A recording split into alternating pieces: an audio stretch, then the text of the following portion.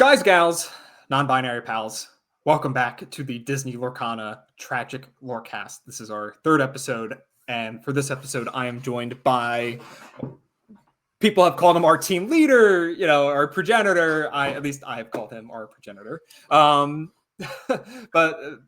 actually, one of the guys who got me onto the team in the first place, DHG Ruben. Ruben, how we doing, man? I'm doing good. That was quite an intro, but yes, I'm doing good. Awesome, and I'm glad for you to be able to join us. The whole premise of this episode is going to be Burnout, and not to put words in your mouth and to explain your story and stuff like that. I know you recently just kind of took a break from the game, experienced some burnout, things like that. So I felt like this would be a great opportunity to be able to get some more thoughts, more opinions, just more perspectives on this. Because I'm sure, even in our conversation before the podcast, we were just talking about it a whole bunch. And I think other people definitely struggle with this. Maybe they don't even really want to admit it because they like the game a lot. But before we even get into any of that, Ruben, I kind of been asking this for all the teammates that have joined the episodes thus far. What's your card game history? What is your history with Lorcana? How'd you get into it? Give me a little bit of your backstory. Card game history? Well, it dates back to Yu-Gi-Oh! 1999, right? Maybe OG. Yeah, where I walked into a store in Chinatown, New York City, and thought I had the heart of the cards, and realized my opponent just had my heart in his hand. And it was crushed, and I walked away only to return to the world of Texas Hold'em poker. Taking a ravage the Taj Mahal down in Atlantic City at nights. I played poker in Australia and walked away victorious. And and by victorious, I mean I didn't lose my shirt and made $500. I didn't. Better than most people. Nothing special. Better than me. Yeah. And then along came Lorcana. So you're talking about a leave of absence of playing cards, Texas Hold'em included, 2005 till 2023. Wow. All right. Yeah. So it was definitely, a teenager's lifetime for you to be able to get back in card games and stuff like that. And I know that you and Amy are really into Disney and things like that. Was that the primary driver to get back into card games and to maybe explore Lorcana? Was there any other thoughts, precipitators?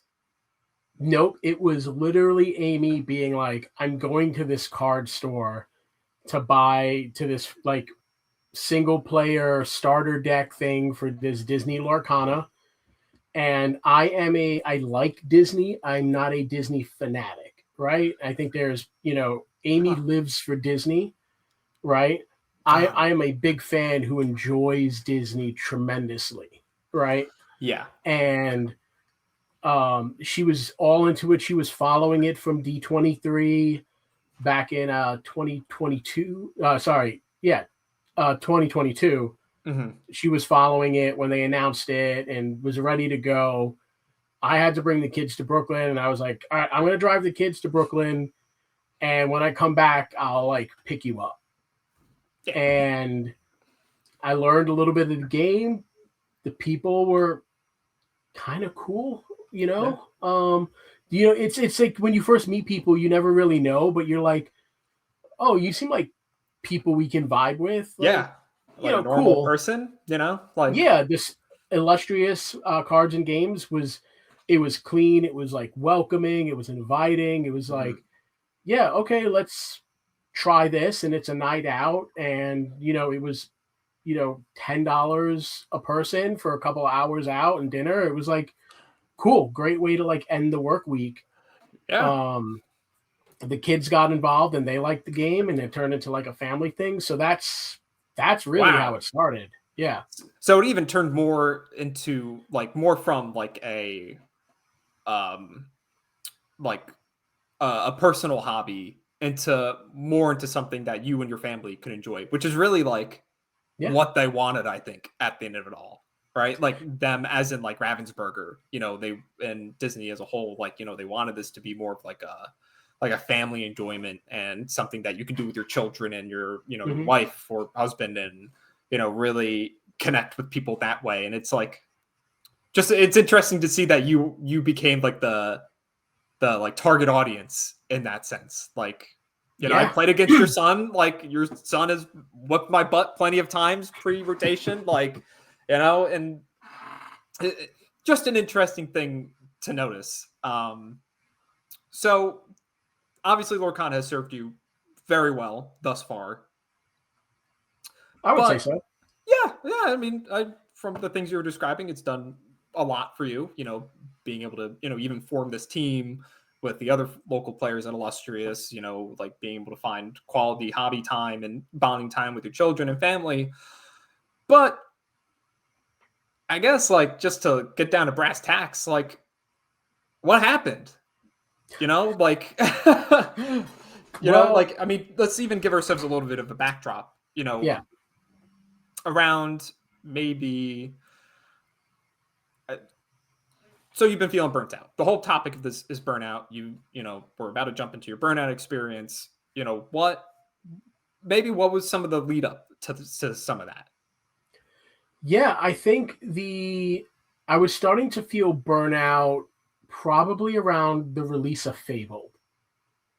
So we're going back to two sets, right? Yeah. And Fable got me sort of back as like a reset. I didn't need to buy so many cards. I could save a little money. I could save a little bit of time, maybe reorganize the collection, get things sort of together. Yeah. But then the game was fun for sealed and draft. It was great. Fable was so much fun for sealed and draft. But core constructed, I was like, why am I playing? Right? Like all my favorite cards are like gone. Everything I worked so hard to kind of like learn as a new player was gone. Yeah. And I was just like, sort of like, all right, now I got to spend the time to just sort of rebuild everything. And coming at it from a new player's background, it was a lot. Yeah. So I was kind of leaning back and forth. I wasn't feeling the core constructed meta. And that's around the time that we started coming up with the Casual Kana series. Mm-hmm. Yeah. Because I noticed my wife was just like, I don't want to play these decks. I want to play Bell. I want to play, Ariel, and Andy was kind of burnt out and was like, I just kind of want to play Stitch. And the table at home kind of like was like, know. And when the table at home kind of died, it was, well, what are we going to do to reignite the flame, right? What is it going to be? And part of that, I was listening to the Forbidden Mountain TFM Dan talk about the experience of like sort of like your ceiling, right? Which he shattered, right? And blew my mind and led to part of my burnout. And I'll get to that in a second. But he said, like, you got to like know your ceiling, right? Because you're a dad, you work, you do this, you do that. The amount I can't spend the amount of time DKP does. Yeah. For sure. To get to top 16, top 32. Mm-hmm. So as a player, that was the first thing that I needed to accept, right? Yeah. And and then Dan top forward and just blew my mind. Yeah. I was like, what ceiling, Dan? Holy, what is this? Ceiling? Yeah. So he had a point though. It was, I needed to reset my expectations in the game. Right. And I needed to find a way to do that in back in when set champs first started. Yeah. New player, right? This is my first game. Never been to a card tournament or anything of like what you would consider the Stitch store championships to be. Yeah. Walked into a store and there it is and placed top 4. You know who was in the tournament with me? Dick Burns. He took first place. No way. Oh my God. So like that was my first tournament, right? Yeah. So imagine my head 2 a.m, leaving this store with my kid half asleep because he played as well in the tournament, and we leave and we go and everything is great. And I'm like, oh, this is what tournaments are going to be like. Yeah. Yeah. No, so you start at such a high, what I would consider then is a high ceiling. Yeah. And then you come crashing down and you're like, oh, wait a minute. There's so much more to this game. Yeah. Yeah. The setting of expectation, like that first shot of like expectations, right? Like, you go to this store, you're there, it's like 2:00 in the morning, you're grinding away, like, you make top 4 and that's awesome. But then, you kind of like almost like coming down from a high, right? Like you come down from this high and you're like, you like kind of see the reality of it a little bit of like, wait a second, I need to devote a lot of time into this. And that's what I was doing when I top 4'd that Stitch. Yeah. Right. That I did. Pave helped me out tremendously. It was like, here's the deck, dude. This is how you play it. Like, if this happens, you win. If this happens, you lose. Yeah. And the only way I won that Stitch was because I teched my deck for popsicles and had what was that? And my heart saying, or whatever the first card was. Yeah. Right. And turn 2 banished the popsicle. At the end of the game, the only thing that could save him was a B prep, and it was 2 cards down. So if I didn't pop that popsicle, I would not have moved into top 4. Yeah. What were you playing? Green steel? I was playing green purple. Oh, yeah. Man. Like, I was running the Artifacts deck. That's like, so even as we talk about, like infinity decks and stuff like that, it like makes me like yearn for the old, even though it hasn't been that far out since like we haven't had this stuff, and we could still play it if we want to. But the most popular format is core constructed, which we'll get into as well. But it's a lot of time, it's a lot of effort, and it's a lot of like mental energy to need to dedicate to this game if you want to like consistently hit those like expectations for yourself. Yeah. And when Richmond was announced, that was the only chance that I had to make a DLC. Yeah. And Andy really wanted to go, and it was going to be a father-son trip. Yep. We're planning it up. And that was going to be like the event where I'm like, okay, 5 wins, right? Five wins. Let's set the benchmark there. Mm-hmm. I can train enough. I feel, I'm good enough to get 5 wins. Yep. In reasonable expectation. Yeah. And what wound up happening was I had gotten to a little tiff on the Discord about them not being able to have parents and kids having to buy separate tickets. And and looking back at that conversation, like I was really angry, right? And then and me and the guy, like, luckily he was more level-headed than I was, and then we were both level-headed, and we realized we were both talking and coming from the same place, right? Was this on like the Pastimes Discord? No, this was on the actual Disney Lorcana Discord. Oh, okay. Got it. Right. Or maybe it was. I don't remember. But either way, like, it ended civilly. But I didn't like how angry I had gotten. And then when I couldn't, like, actually get into Richmond, and I was like, I need to stop, because this game is making me angry for something that's giving to me little to no return on investment. That's like the red flag that pops up, right? Yeah. Like, any hobby, right, is and this is something that I'd like to touch upon a little bit further. Like, this is a hobby, right? Like, this is something that we should be like able to like, leave work, leave home behind, and go to a hobby shop for 4 or 5 hours on a Friday night or whatever, and hang out with your friends, jam some games, like win some, lose some, like have some banter, laugh, and even talk about the decks and say, like, this is what I like to play, this is what I don't like to play. But then it sometimes, like, not oh yeah sometimes, like, it will devolve into this, like, what I don't like and like, to what's winning and what's not winning. And then you're not playing the deck because you think it's fun. You're playing the deck because it wins. And that's fine. Like, that's a perfectly acceptable perspective to have. But I hate to say this big word and this strong word and say, like, delude ourselves a little bit, but, like, we will delude ourselves into thinking that the deck that's winning is fun. Because winning is fun. Right? At the base of it, it is fun. So, and this is like, I just had this conversation with my son this afternoon, right? And he was like crunching decks and building decks, and he's like, oh, I built this, but it's not doing this, and I built this, but it's too slow for this, and I was just like, hey, what's your goal, man? Like, what's your goal?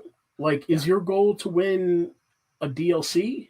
Is your goal to go to the encounter and top the encounter? Is your goal, to just win a store championship? Yeah. And he was like, I want to win a store championship, Yeah. So I was like, okay, well, you got to play a meta deck. Yeah. Yeah. I was like, I hate to break it to you. I was like, don't stop creating those crazy decks. Right? Don't stop trying to make your Stitch deck work, because it's going to be really close. And I was like, I promise you, kid, and I do promise him, because it will come, where an event where he can play this Stitch deck. Right? Of course. But I'm like, if that is your goal, I was like, take a meta deck and start tweaking a meta deck. Don't, if that is your goal. And I was like, I hate to say that, because most likely, if his goal is to win, it's going to have to be with something that's in the top 3, top 4, decks. Yeah. To really stand a real chance. And it boils down to, like, this, like, how do I want to phrase this? Like, there's, like, and it's not like a fantasy, right? But it's maybe more lofty is the word I would say. Like, to, tell your son, like, for your son to be interested in a Stitch deck, which, not for nothing, actually, dogs like Amber Emerald Stitch actually is kind of legit right now. But to like inject this sense of, like, realism of, like, what you want cannot happen if you're doing it this way, which sucks to have to tell your child that, it's a different story where you're telling a grown man this. Real. Hang on. Let's just put this into slight perspective. Andy is 13. Right. Yeah. I mean, so he has been playing since the first chapter, right? Yeah. But he is now 13. So to some extent, yes. But someone's gonna have to break it to him. Yeah. And better his dad than, somebody else breaking it to him. Right. But I've always kind of maintained this too, of, like, this is a cute game that you can't do cute things in if you want to win most of the time. And that, like, really, like, injects this, like, sense of realism that turns people off, actually. Like, the whole, like, people want to be playing their Bells and their Stitches. And I mean, thank God I can play my Elsas right now, which is awesome because I like Frozen. But that's just, maybe I just got lucky. I don't know. But it's, once you get that sense of realism into this game, like, the perspectives start to shift and you start to realize, where your own expectations lie and how do they align or misalign with what the game wants you to do. Or if you want to win, what you have to do.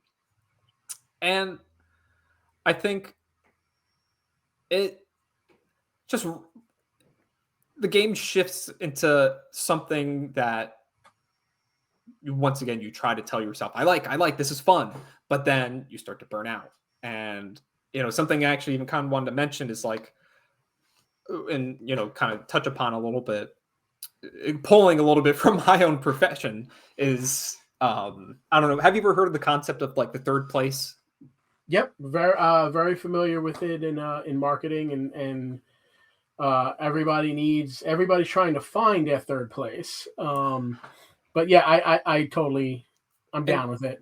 So, would you have considered Lorcana, or like, yeah, let's just say Lorcana as a whole, like Lorcana as like your third place, a third place, let's say. Lorcana was the family's third place. Got it. At the main time. And I think it definitely filled that gap in which we were looking for. So that, Lorcana as a whole would drive us to our, illustrious cards and games or Shore Gamers, and make that our physical third place. But our metaphorical third place, I would definitely say, was Lorcana for quite some time. Yeah. And I think because, being in, at least for my profession, being in the world of mental health and things like that, and something I've increasingly noticed in my own work is that a lot of people come to me and say, I'm burnt out. I don't even like my hobbies right now, which I think is so interesting because your third place is meant to be a place to alleviate burnout. Mm-hmm. But the question I even find myself asking too is like, what do you do when you're burnt out from your third place? Like, what did you do? How did you guys handle that? I don't know if I handled it like healthily. Like, I don't know. I survival just had to cut. It felt more like fight or flight. And I know for me, getting up and walking away is the most effective thing because it will totally take my mind off of it. Right. I am not diagnosed with ADHD or anything like that. I should probably get tested, but it's just the way my brain operates. I got to pull the Band-Aid off and walk away. Yeah. And I get too attached to things. And I've come to realize time is the most valuable asset that I have. And I just was like, I need to take some for myself. And I think in that time, I just focused on other creative outlets that, I wanted to do that had nothing to do with pretty much anything Lorcana. It was either like graphic design, work picked up. I was, doing things like that, trying to find my passion for like video editing again. So I was kind of bouncing around between different things when Lorcana sort of like, when I walked away from it. And actually, I'm glad you had brought up the point of video editing and finding your passion for that again, because that's something that we've even kind of like briefly mentioned about in the past, of how like your third place, it can envelop more than just the third place itself, right? Like it can be it starts to become involved in work, in personal relationships, like, and that's obviously they touch upon the third place, but you do video editing as a career as well, right? Like, so now you're bringing in your personal, like, and your professional skills into a hobby that is meant to relieve the stress from the place that you've learned these skills. So it like feels like it enters this vicious cycle. And I guess, how did you break that? Well, I'm not doing any video work right now for anything. Yeah, that's fair. You did this. Yeah, I picked this up. Yeah. Look, some of this comes from past trauma as well, and I should apologize to you guys that you had to suffer it. It's not. Look, nobody should suffer for your past traumas, right? Of course. Yeah. People should understand them, but they should not suffer because of them. Yes. And I think that a lot of my activities in the past, part of me was always like, I'm only really like okay around some of these people because I provide this service. Oh, so like almost like Okay, no, continue. Never from you guys. Just to be honest. Yes, Right. of course. But it was always one of those things where my work would blend into my hobbies, because when people found out that's what I wanted, that's what I did. Yeah. It was able to get their foot into the door, and I'm always the one to offer, right? I'm always that's just who I am. I always be like, I can do it. I can do it. I can do it. Yeah, because you have the skills, like you can help them. Like, why not? I have the skills. But then what happens is people become dependent. Right. Yeah. And the groups that you're in become dependent, and they want to do more, but they don't want to put up the effort. Right. And so that's when I kind of I'm like, okay, well, I start pulling back, and everything else starts to pull back. Else. So when a lot of the video stuff started coming up, it was like I would go from work to my third place, which was work. You know? Yeah. And I was like, I just can't keep up. You know? No, and I it's to even your point, and maybe not to out any of us per se, but just on the topic of it all, we ran our casual Kana events. What happened to our casual Kana events when you took your break? No, and I'm not saying that of bad, but no. I know what you mean, and this is why I tell you it's different. I took my break during Richmond. Yeah. When everybody was training for Richmond. Fair. Okay. And I purposefully stepped away. I tried to do it as quietly as possible. Yeah. Right. Because I had told Shiz this. I didn't want what I was going through to let anybody else, to deter anybody else from their drive at Richmond. Yes. Okay. Yes. So I don't know when people realized I fully left, right? But I tried to do it as quietly as possible. Yes. Right. Of course. With that,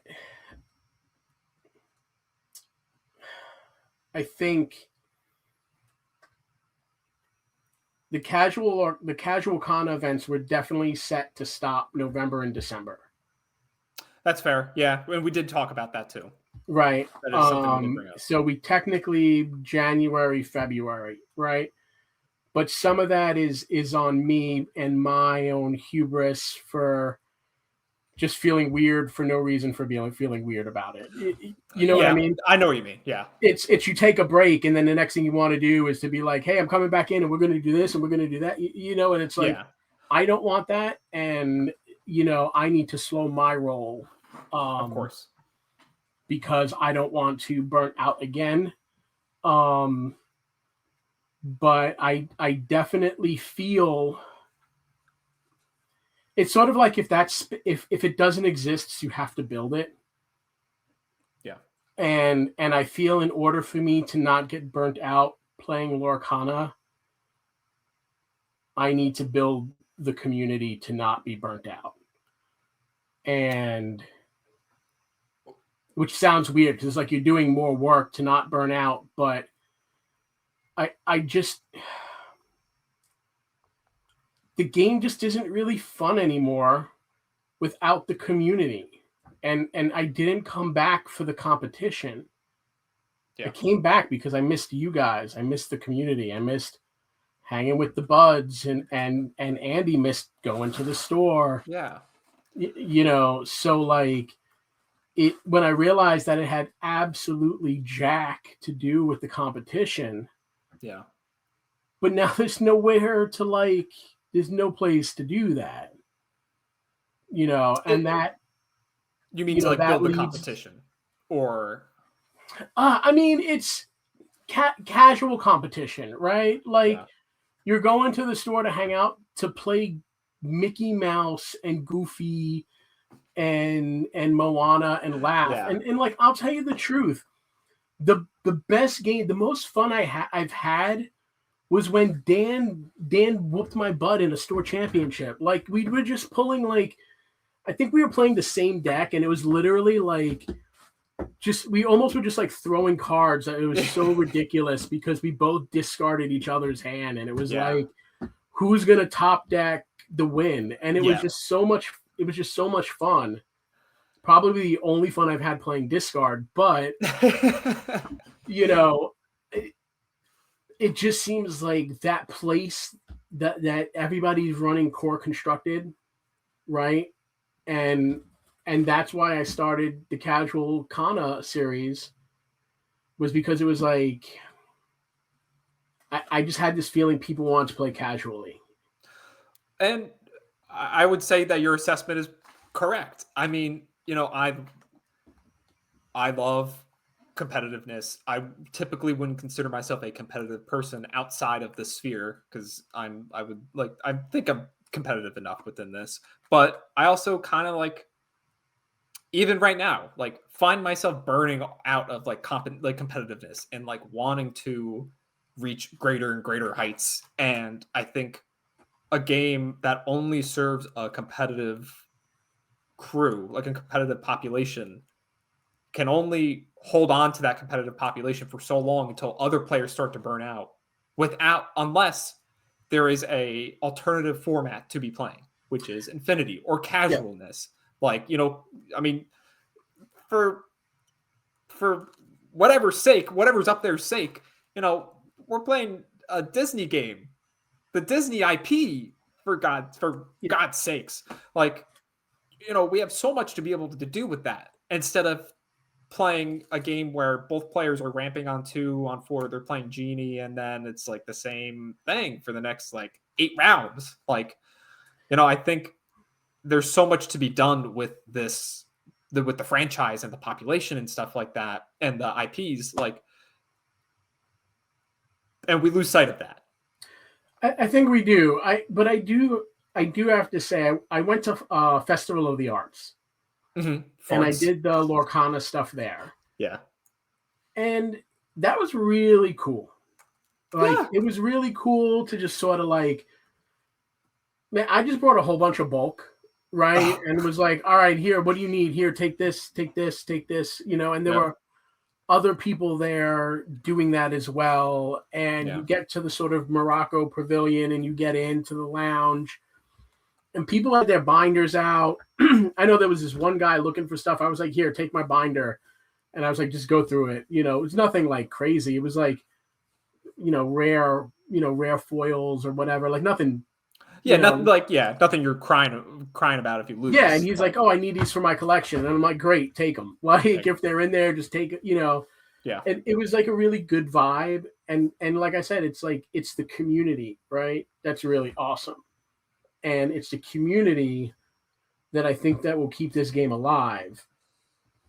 But there has to be something for the community to do to stop being burnt out on these decks. And I love the YouTube channels that are out there, right? Like the Forbidden Mountain, World Class Cards, Autobacks, Podcana,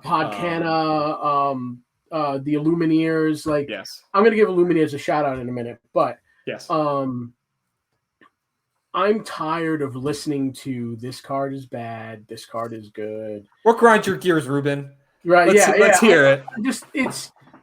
It's not even that. Even in like who's that Magic guy? The Totalitarian College. Oh, the professor. Yeah, with Tulare Community College. Yes. Yeah.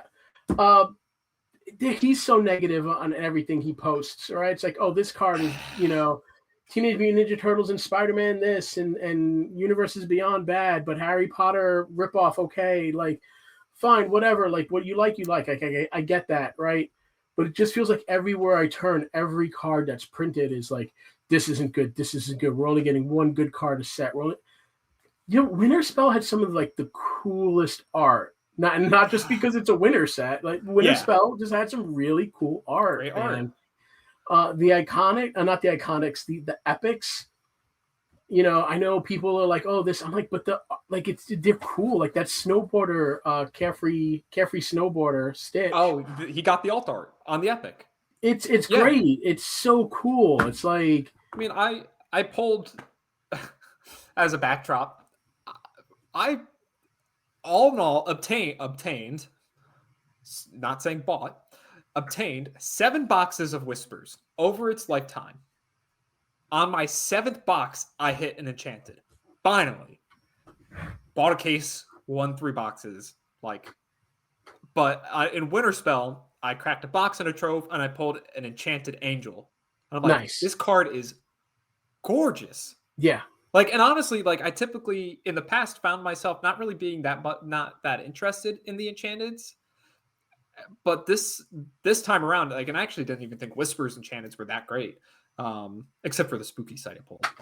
But the artwork in this set is awesome, like amazing. Yeah. I don't know whatever adjectives you want me to use to describe it, but it's like it just hits a little different this set. The art, sometimes it's hit or miss, right? Like that's going to happen. But I thought the art in this was really nice. It was a really fun set. It was like a palette cleanser, very similar to Shimmering Skies, but I think with a much better aesthetic and story. Yeah. But I did want to say, like, I did want to, say, like, to Liam and a lot of the other casters too, when they first started casting, I know this wasn't their profession, and I was just like, oh, I don't know if, it was kind of like really hard to like watch them the first couple DLCs. Mm-hmm. Man, I can't imagine watching them without them now. Like, which sounds kind of, yeah, they have grown in their craft so much, and I hope people appreciate watching them grow. Like, yeah, like I had my, like, I was like, oh, the puns. Yeah. But then they worked it all out. Like, they found their groove, their rhythm. They found their groove, and part of watching DLC Richmond and listening to them again is also what helped with the Burnout, right? Mm-hmm. Because it was positive content again, right? Yes. It was positive Lorcana play. The finals, I thought, even though people complained, oh, it's this, I thought the mirror match final was fantastic. Awesome. Oh, I'm sitting in the bar at Richmond with the whole team, just watching on our phones, like, and watching that TPO Quest for Game. Yeah. Yeah, no, so like that positivity also brought me back. And then again, but that's with the community, right? Like, those lorecasters are the heart of the community now, and they're the ones that are bringing people in. So it was good to see them smiling and posting positive stuff and not always hearing about, oh, competitive, bad card or this, or, but that may also just be YouTube, right? Because I primarily use YouTube. Oh, don't go on Twitter then. I don't do Lorcana Twitter, and I don't do TikTok anymore. So, like, I don't know if their content is different and more positive on the other platforms. But I just feel like everybody on YouTube is just always like, oh, this card is no good. And, I don't know. I mean, and it's because, the game wants to, and I was talking to, I've talked to some of our teammates who don't even really play Lorcana at this point. We have Adrian, we have Vlad, Peter to an extent. And I've talked to a couple of them who I've kind of said, like, the game just isn't what it was. And it's not like, how do I want to put this? Like, it's just not like, it's just not what it used to be, I guess. I'm kind of losing my train of thought here. Well, that's also, I mean, that's a part of life, right? I think that as you get older, you just kind of have to realize you either go with the flow and you're like, things change and you accept it, or you get angry that things change. And it's the two ways in which you can kind of go about it. And I'm trying to accept this version of Lorcana gameplay wise as being like very competitive, geared towards competitive players. And like I said, if I want to build this community, like if this is what I want and I feel other people want that with me, then maybe in order to do that, like I need to build that, right? I need to get that casualness back. And I think I have some plans in play that, and by plans in play, I mean working with our stores locally, of course, to try to build this new facet of the Lorcana community, and I just think we just got to bring the fun back, right? It's just and that's I think being too competitive, and I think I already kind of mentioned this a little bit of like, when there's only competitiveness in a game, like, and there's no casual, there's no fun, like, it will, not to say it will just wither away, because who am I to say per se, but it's that you need that balance to, like, you're burnt out, you don't like the meta, okay, go, like, look at Magic. There's more formats on than I can count on my hands. There's at least more than 10 formats, like, and people, the biggest one now being Commander and stuff like that. And if you're burnt out of Commander, go to something different. If you're burnt out on Standard, go to Commander. If you're burnt out on Modern, go to Pauper, which is like Porcana. Like, they're, and those things are actively supported in Magic, right? But in Lorcana, like, I don't think even casual events are even supported enough through Ravensburger. And yes, they are in a sense, but only around like DLC time. Yeah, and I mean, we're getting play kits, which is a great start. I think that'll definitely alleviate some of the burden on store owners to try to front the product or order extra product up front. Yeah.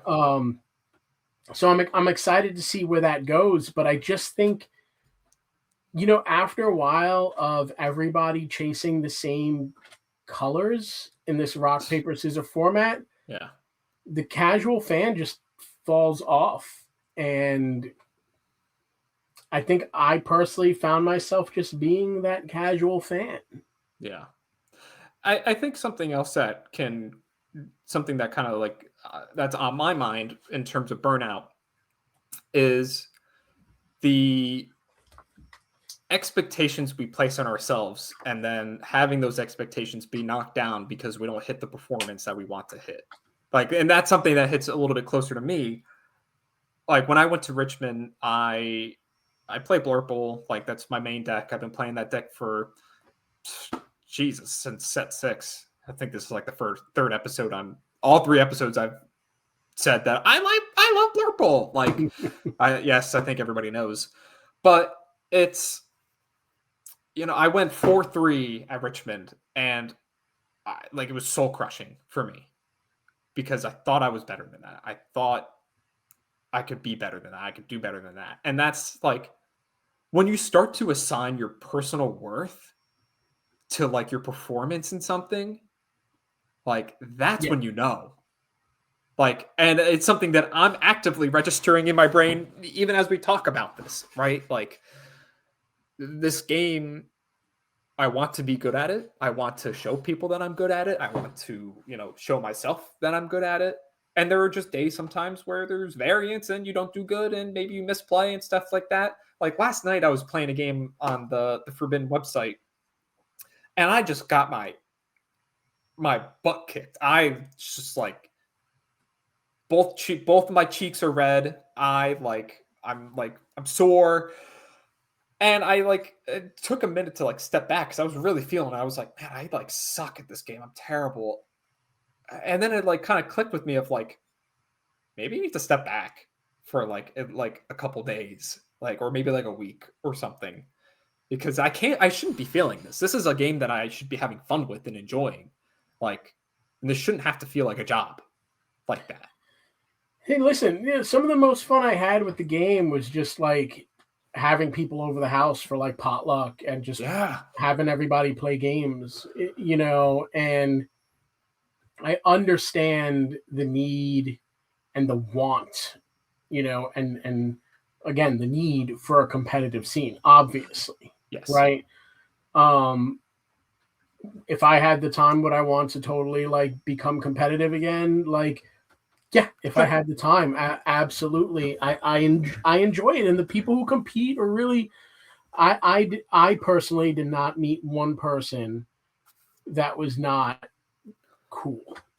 Everybody I met was really nice. Like, I went to the DLC in Vegas and people I played there were really nice. I got my Rapunzel, like,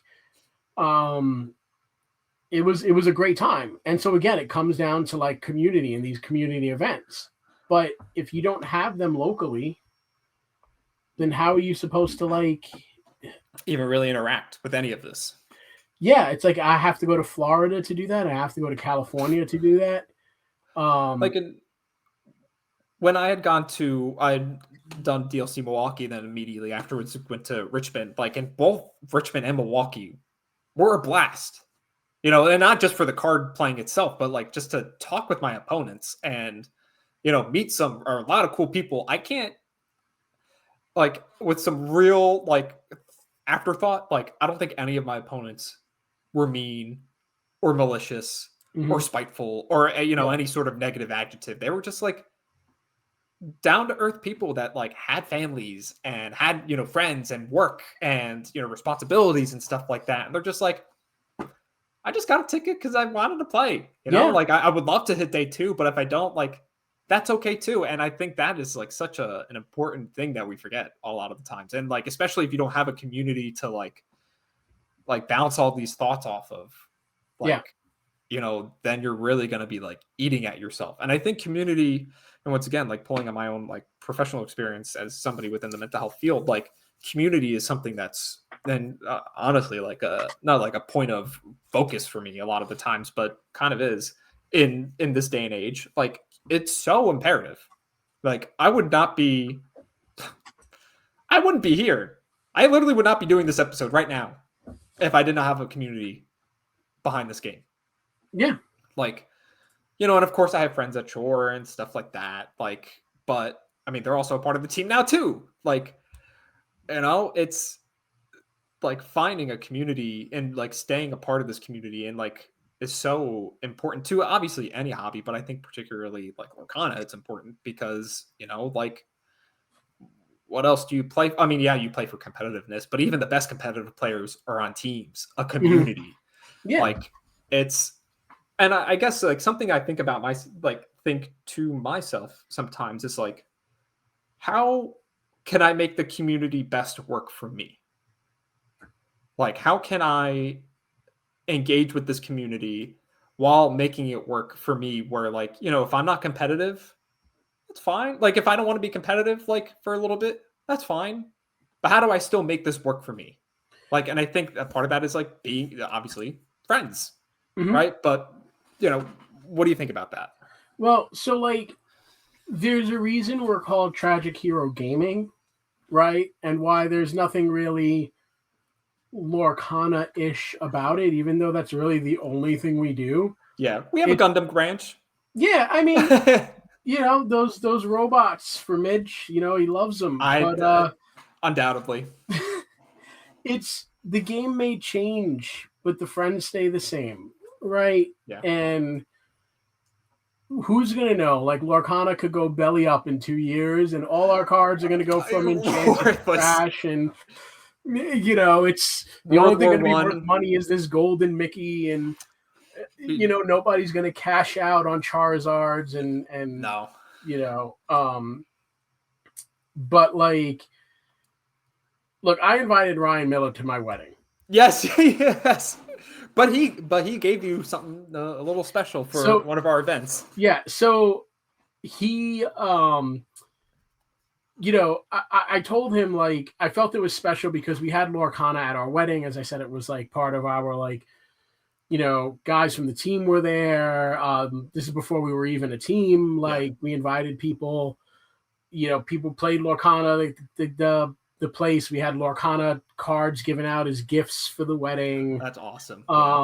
It was not a Lorcana themed wedding. It was a comic convention themed wedding. Oh, cool. But those were, just some things that we had there. And I meant it when I said it literally changed the family dynamic for quite some time. And like, you're right. It's not quite the awe-inspiring, like, ooh, look at this, or ooh, look at this Floodborn, or oh, what is a Floodborn, Whispers, I felt, had that Floodborn feel to them, and I still think they're a really great addition to the game. I think it makes it really a little bit more fun and tactical again, which I love Whispers, right? Yeah. But I feel that, like, how do you make the community work for you? Love what you love in the community, dislike what you dislike in the community, Yeah. and don't yuck anybody's yum. And that's how you make any Man. community work for you. It's really, if you can accept that, right? And it's hard when you're younger, right? It's harder in a lot of these community spaces, specifically within, let's say, I can only speak to the small amount of time I've been in the card community and to the small amount of time I've been in the cosplay community. There is a lot of undiagnosed ADHD and RSD, right? And I mentioned this to one of the costuming club heads, maybe like right after COVID. RSD is going to get worse. Yeah. Okay. For the audience, can you just briefly mention RSD? Rejection sensitivity disorder? Got it. Yes. Something common with neurodivergence. Yes. Yeah. And I think, like, a lot of times people don't understand, people on both the giving and the receiving side don't actually understand that sometimes a person can blow things out of we used to say blowing it out of proportion. Yeah. Right. But now that's a little less not politically correct, but maybe a little less politically correct. Yeah, right. But like that's what we used to say. But I think people nowadays in communities, when something doesn't go their way, they get really upset really quickly. I know yes. I do, and that's something I've had to combat a lot in my life, and I still do it to this day, right? Mm-hmm. But when you become aware that you may be hypersensitive to rejection, you can deal with it better, and when you let other people know that as well, they may also be able to help you to help understand where you're coming from, right? And so it's like I said offline, like I never feel like my issues should be your issues, but if you can understand them and maybe help me a little bit from time to time, I would appreciate that. But, my burnout became Tragic Hero's issue, right? And I'm very sorry that happened because social media stopped and things like that. But what arose from that was, now you have this podcast and the team is doing things on their own that they want to do, mm-hmm. right? And people are training and doing other things. And, there's interest in bringing back, casual Kana. So I think that there was growth that happened there. But a lot of times people get pushed out or burnt out in these communities because they care and they're so passionate about their community that the littlest thing kind of sets them over the edge, and we need to sort of reel everybody back in and be like, hey, you maybe made that a little bit bigger than it was. We just banned this card. Getting rid of Be Prepared wasn't the end of Lorcana. It wasn't the tipping point of let's bring it in and let's remember that, like, Ohana means family. Yeah. Okay. Man, just like bringing it all back home like that. And Ruben, I know we said this wasn't going to be a therapy session, but dude, can I see your insurance card after this? But on a real note, like, and, to the point of, like, what you had said too of, even hearing is so, like, when you had mentioned, like, feeling like when B Prep left the format, that's like the end of Lorcana, and it makes me think about, like, Lorcana Twitter of, you have so many different personalities and they're also clashing. And, like, somebody that comes to my mind, I have no personal beef with this guy. I've never met him in my life. I just know him on a parasocial level, like, R&B, like, something that always sticks out in my mind is I'll never forget this tweet when Ink Geyser was announced. And he, like, literally tweeted, like, this is it. I can't play a game with land removal, like mass land removal, because he comes from Magic, I believe. And there were cards like Jokel Hops and stuff like that just say, like, destroy all lands, which means, they're not playing the game anymore. Mhm. And that's not fun, and that's not interactive and stuff like that. But so that card came out in set 7. We're on set 11 now. 4 sets afterwards. Hasn't really done anything in the competitive scene. I mean, I've seen decks, but nothing that I remember that stands out. So it's like, you hear all this like negativity of like, this card's busted. This card's going to break the game. This game's not fun anymore. All the decks suck. Purple's the best color for the past 11 sets. Like, that's exhausting. And to like yuck everybody's yum, like in your words, like. And to go back to my point about like, take what you want from the community, and then what you don't like let it go. And that's where my stance is on like the competitive scene right now is, right. It is just let it go. Yeah. Because that part of the community I realized is not for me, and that's okay.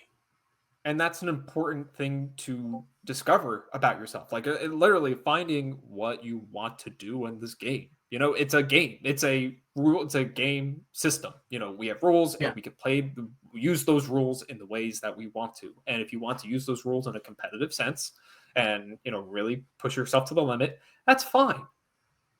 And if you also want to use that rule system to make a fun new format for yourself, I don't know, invent a commander format for you and your friends. Like, go ahead. I think actually China has like a commander format. No, like I swear to God, like I saw on like on Facebook like so many months ago. But I don't know if it's legit or not. Either way, like, but that's to the point. Like, isn't that why we have casual con events? Mm-hmm. We use that rule system for our own benefit, which is to play casual events. And it's about just like finding your place. And I think, even when I had asked, what can we do to like, what can the community do to better serve our needs? Like, it comes off like selfish maybe, because why should we ask our community to change for us? But that's not really like, it's like a give and take too. Like, we can be a part of like the community that can be competitive, and also like have that competitive community sometimes like play casually if they want, like. It's, I think it all comes down to like, we live in this internet age where everything is very curated. Yes. In Instagram is curated a certain way, a TikTok is curated a certain way, and everybody is showing like the most extreme example of everything on their pages, and I get it. That's what clickbait is. That is what we gravitate towards. I'm sure there's stuff I said in here that somebody may watch and be like, oh, that's, he's totally wrong. Like I get it, right? This is the age that we live in curated media. Not everything is everything. Okay. And what I mean by that is we talk in absolutes, right? 100%. So everything should be looked at as within context and understands that there's variables within there. And I think we miss that point a lot. Yeah. And it's important to bring home that like not every content creator is posting doom and gloom about the best and worst cards. I think, is it Rebecca Quests? I think I came across on Instagram recently. Like, I know who Rebecca is, but I didn't come across the social media till recently because of the Vault X stuff. Oh, yeah. And she makes me giggle. I'm like, oh, this is some nice lighthearted Disney Lorcana stuff, Like, for me, like when you had talked about the Illumineers and stuff like that, like my favorite street like caster in the game at this probably not forever, obviously, but because nothing is absolute, we're not speaking in absolutes, but like JDZ Quest, oh my god, the energy, the humor, I've watched a lot of fighting game tournaments in my lifetime. Like, I don't know if you've heard of like what Evo is, maybe like. Yeah, I tried to start an Evo back in the day in Chinatown. Man. Yeah.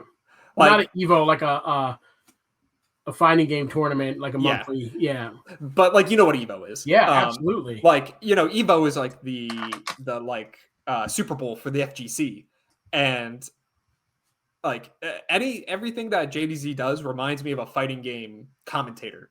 Yeah. Just so full of energy, so fun, like the pop offs, like, and that's like, I think important in this because if we, you know, the concept of like color casters and analytical casters and stuff like that, like, you know, as much as we need the analytical casters for the competitive people, we need the color casters for the people who are just watching. Well, that goes back to, I think they finally got like the pairings down and who works well together. Yes. You know, because it's like JDZ and Lorcana Villain work well together when they're playing each other. Yeah. But when they're casting, it's a little too chaotic energy for me. Yeah, right? for sure. And I feel like they now have their who they work well with and how they bounce off of one another, and they know each other well, and they're building a bond. So like, it's working. But JDZ always impressed me. I would love to know his background because I don't believe this guy just picked up a mic. No shot. And, no way. And, like, is crushing it. Like, I love JDZ. He's grown on me tremendously. But his skill and talent level, JD, where have you been working? Yeah, man? where because let me know. You haven't been hanging out. Like you didn't. Yeah. You just picked up a mic. God bless. Like, yeah, all hail. Like but it's fun to even that to say like I have a favorite caster like this. Like I have JDZ signed my Milwaukee ticket when I went.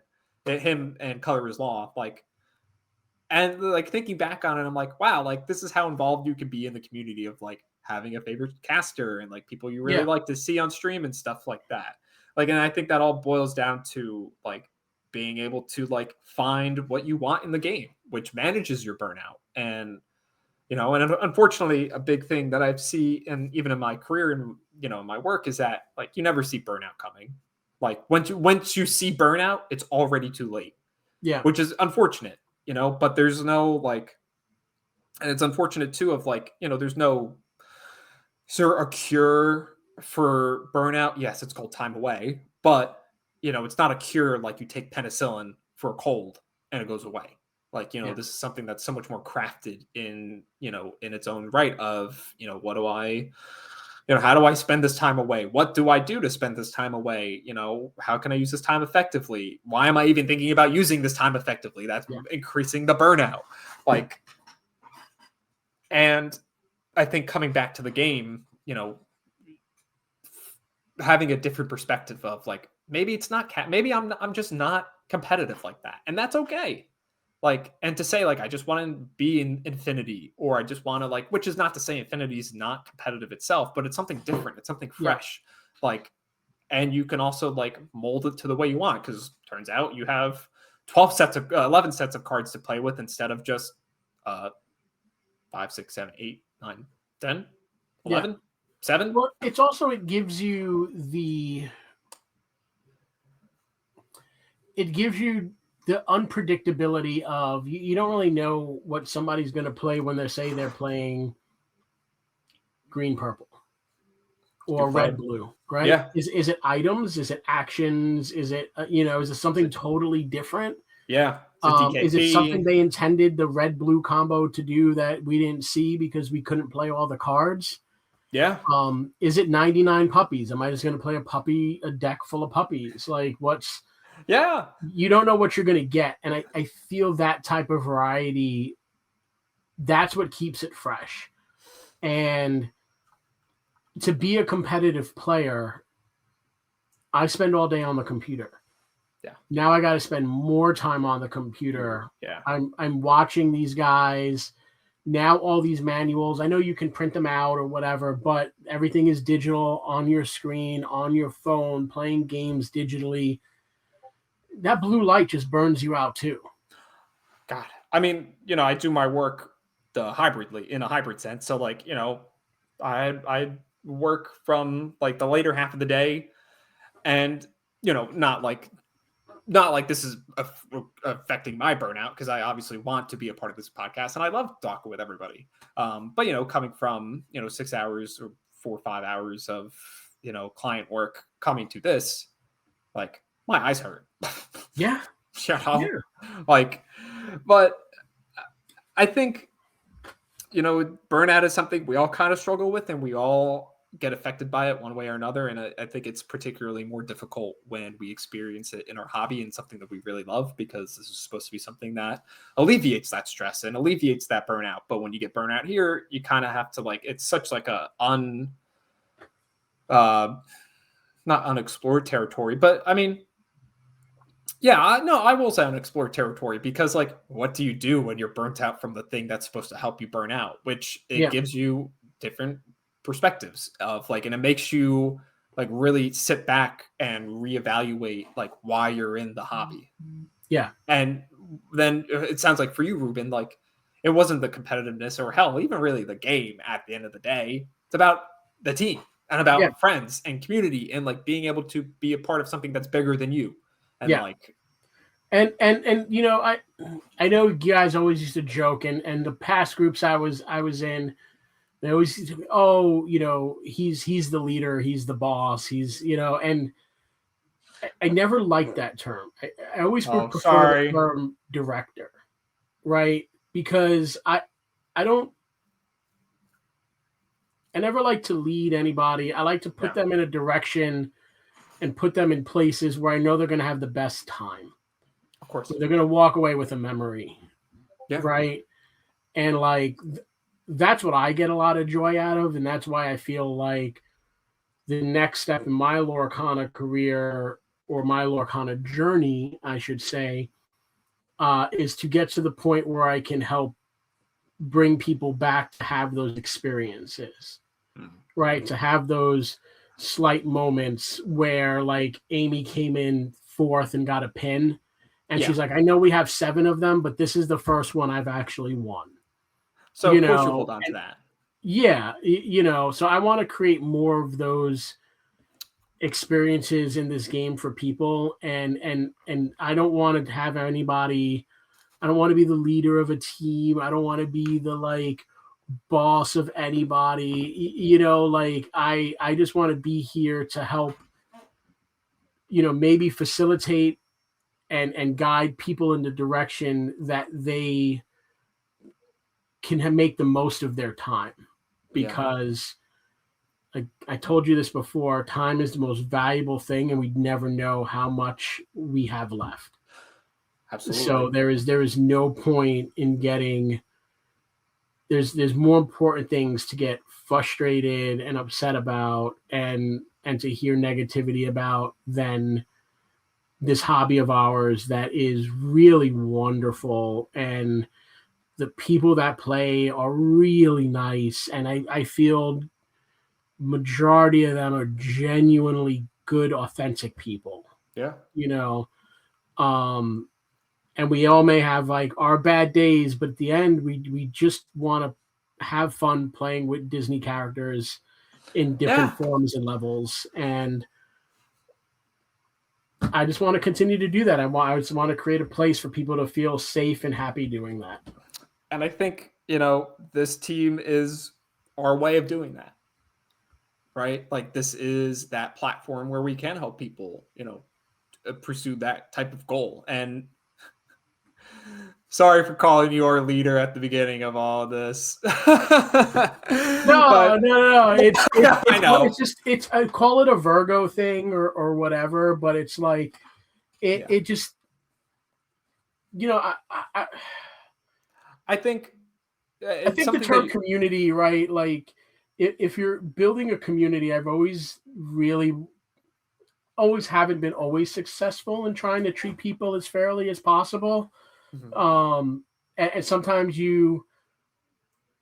sometimes in doing so, you tend to go a little, you make that loop, right? So you go so far one way that you care that you come around the other end. Yeah.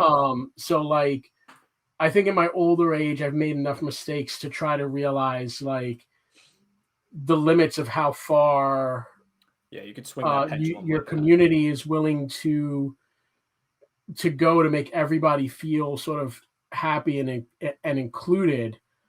And so what I'm getting at is when you have leaders and you have people who have perceived power over other people, right? It skews the balance of just people wanting to be friends, and do something fun. So that's why, like, I never like to be like, he's the leader, he's in charge. Like, I may help do things and make decisions, but I hold and want no strings over anybody. No power dynamic. Yeah. Like, and that's what it creates, right? Like, right. I in my brain, I guess, like, I mean, you've been a friend first and foremost, Ruben. Like, you've never really been a leader in my brain in the power dynamics at all. Like, you know, I've always just kind of affectionately called you that. But, like, I could also understand, like, you know, like, speaking of power dynamics, like, I get it. You know, like, people in my work, I don't call them patients or clients even really, because it refers to, like, a power dynamic that I have over these people that I'm helping, which is not really that. It's just the population I serve. You know, and this is the population that you serve, the community that you serve. Yeah. You know, and my last little bit before I think we can kind of like start to wrap some of this up is, you know, you had mentioned before, you had said, you know, corrected yourself from career to journey. Like, and I think even that piece of like vocabulary is so important. Another thing I'm really big on in my personal work is, in professional work, is like our vocabulary and our language and how that like manifests into reality sometimes, like, which sounds a little like hippy dippy, like earthy crunchy type of thing, but like, you know, like it's the saying of like, you say it so many times it becomes reality. Like, you know, you keep your face in such a way it's going to stay that way. Like, you know, this is not our career, because then it makes it feel like a job. It's not a job. Like, I mean, unless you're a content creator, when you make your money off of this, then good for you. You can make your hobby a job, but you know, then your hobby isn't a hobby. Your hobby is a job. Exactly. It's just a job. And you know, if they used to say, what is it? If you find something you love, if you never work a day in your life. Yeah. I don't agree with that. No. I think if you find something you love, you sit back and you enjoy it for what it is and not monetize it. Yeah. For sure. You know, yeah. I think, I mean, I'm in a lucky position where I love my job for the most part, and I can make some money off of it, so that's nice. But still, like, the point being of like, you know, if you can make money off of your hobby, maybe double think it a little bit, like, before making it your full-blown career, because you never know how you'll feel in a year from now.